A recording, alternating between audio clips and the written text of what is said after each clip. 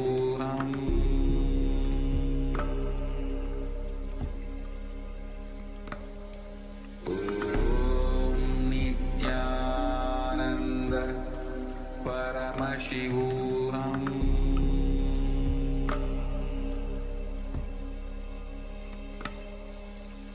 Om Nithyananda Paramashivoham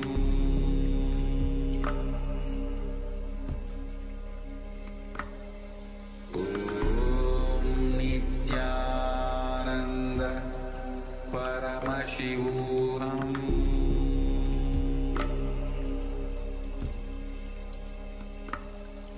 Om Nithyananda Paramashivoham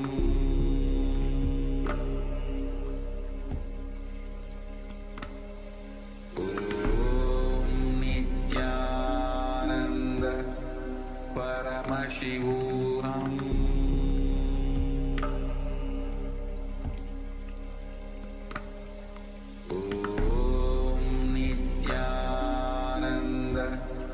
Paramashivoham Om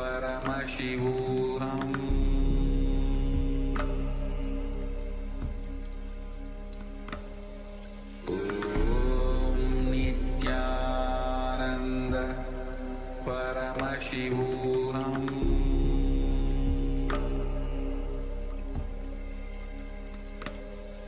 Om Nithyananda Paramashivoham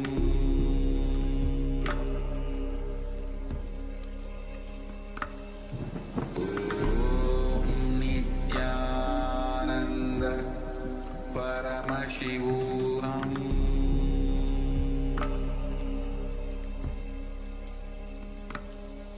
Om Nithyananda Paramashivoham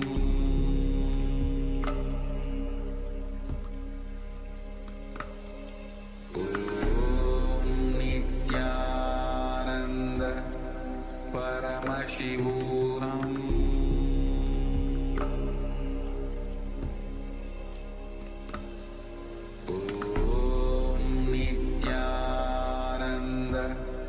Paramashivoham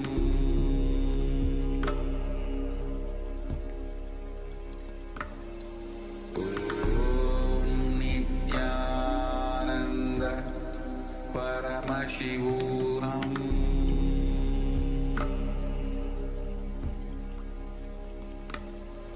Om Nithyananda Paramashivoham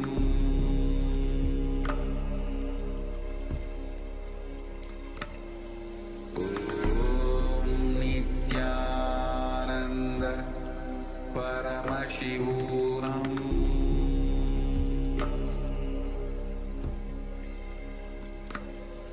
Om Nithyananda Paramashivoham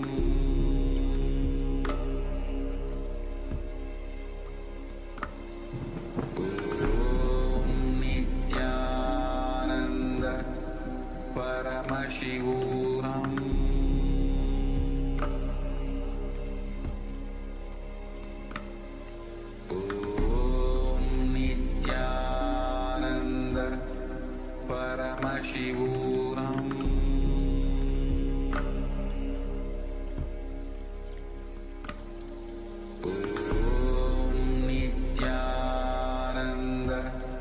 Paramashivoham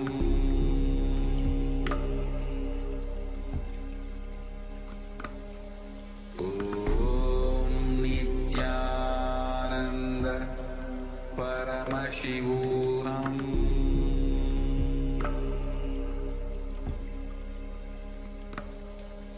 Om Nithyananda Paramashivoham